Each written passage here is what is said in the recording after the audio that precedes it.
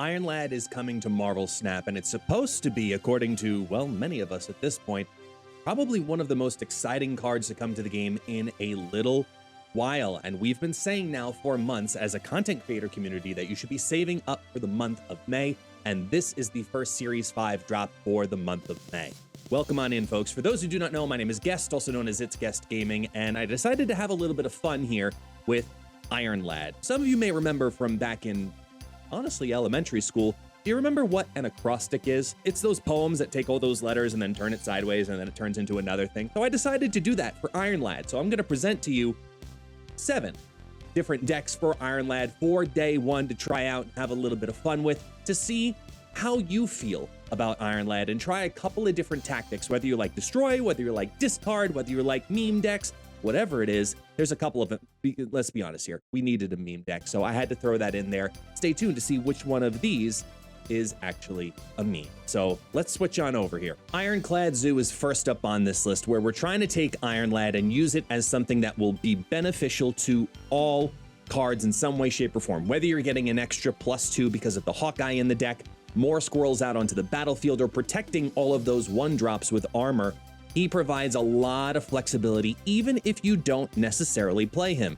As we know, the 4/6 stat line is very popular right now, and overall a really good stat line. So even if you end up not playing Iron Lad, having the Dracula pull that out as a possible option versus the Magneto or the Infinite that could be in your hand is still very, very good and runs as a pretty smooth Zoo deck. So I wanted to throw a very approachable Zoo deck in here if this is the style of play you enjoy. Next up is Ronin Cerelad. I'm taking a variation on one of my old Master Mold decks and throwing it into Ronin because I think there's a lot here that we can benefit from using Iron Lad, whether he's taking on extra effects like Bishop, for example, gaining more and more power when you play out things like Mysterio. You want the opponent to have as much in their hand as possible, obviously, so we're going to clog that with Master Mold, Maximus. We don't need a lot, honestly, and you're going to have Ronin be built up to at least 11 or 13 power pretty consistently. But if Iron Lad can even copy that Ronin, in case if you don't pull it,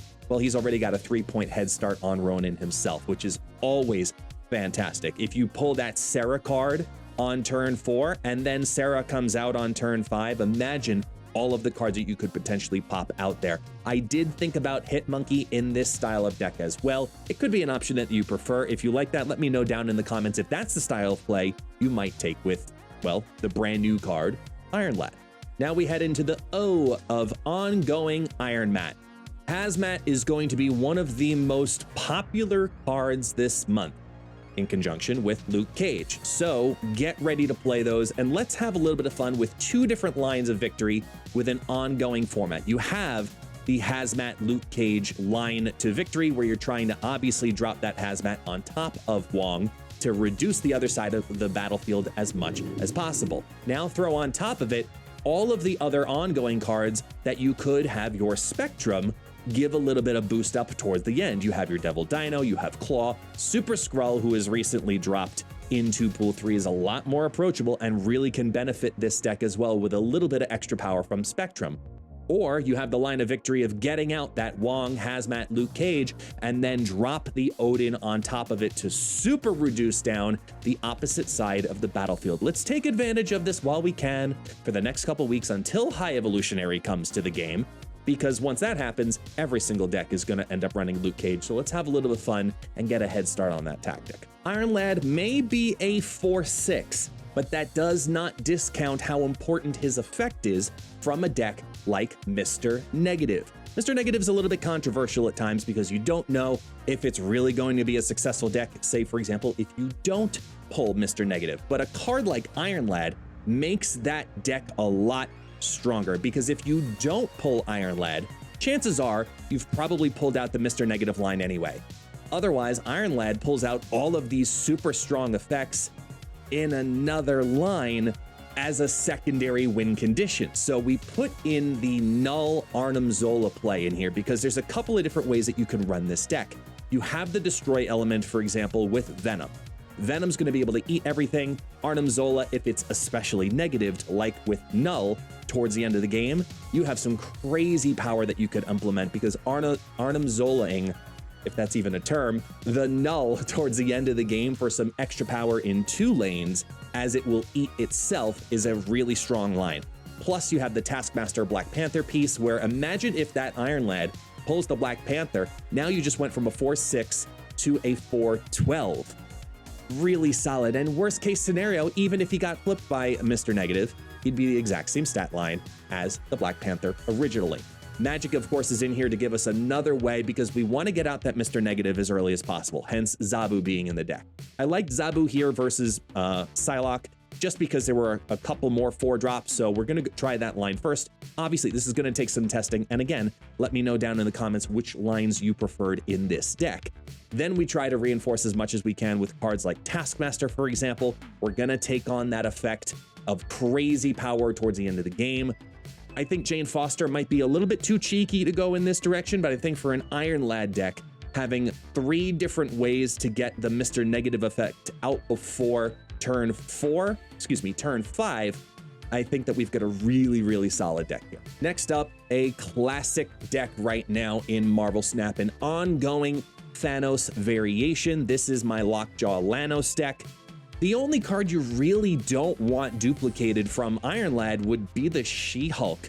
And outside of that, think about all of those extra card draws. And one of the things I'm most excited to see is if Iron Lad helps to expedite that Thanos play if one of those stones counts, because Iron Lad became one of those stones. So that's something I'm looking forward to testing out in this deck. But otherwise, it is overall a Spectrum ongoing Thanos deck with Iron Lad in there, because anything that he takes on here, really truly with the exception of She-Hulk, is a really solid piece, especially if he can get that Lockjaw. That's 2 Lockjaws that you could be rotating out a bunch of big cards into. Yes, Jeff the Baby Landshark is in here, but he can be substituted out for Nightcrawler. That's a pretty common substitution right now. And in the Lockjaw deck, it's only 1 cost then to toss that Nightcrawler in, need may be. We've made it to the meme deck. I'm just excited to try this because I think this is going to be stupid fun. And if it works, oh, it's getting its own video. This is another CEREBRO 6. I'm looking at every possible scenario that I could actually have a hella discard deck turn beneficial for me. So you've got Angela in here because all you need is to fill the lane, and she also becomes a 6-power card. Groot is in here as long as you get that targeting right, he becomes a 6-power card. And then you've got your discard elements of Swordmaster and Hellcow in here, and you can protect everything behind Invisible Woman. Zabu is also here because we have, again, 3 different 4-drops that we're trying to take advantage of, a little bit of defense mixed in with Enchantress, and Captain Marvel, where if she can pop out and give us a little bit of security towards the end of the game, that's always solid in a discard deck. So if Hela happens, it's great, and you pull more back onto the battlefield. If she doesn't happen, you can still take over a good amount of lanes just having CEREBRO and a couple of 6-drops, because 2 6-drops on the battlefield without CEREBRO is the same as CEREBRO 2. So I liked the idea of this. Let's have a little fun with it. We'll probably run this one on stream as well. So come join us for that as we head to the last deck, the Double Iron Dino. This to me is probably right now looking to be probably the most successful version out of these 7 decks. I'll be open and honest about it. This is the one I'm going to be opening with. I think that this gives us the most lines to victory while taking advantage of Iron Lad. You've got Devil Dinosaur popping on down. You've got Quinjet keeping things that you pull into your hand at a lower cost. You've got protection elements like Storm and Killmonger to get rid of all of those pesky nebulas.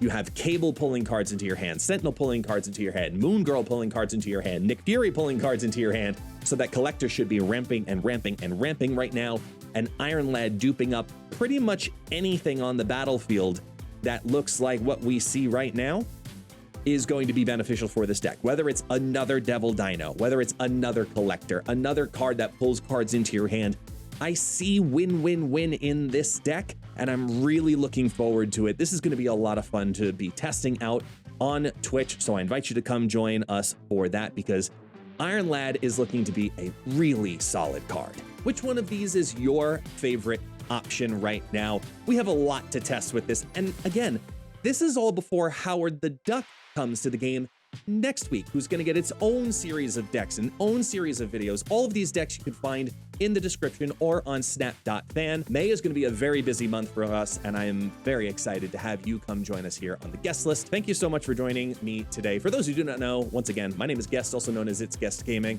and I look forward to seeing you on the guest list.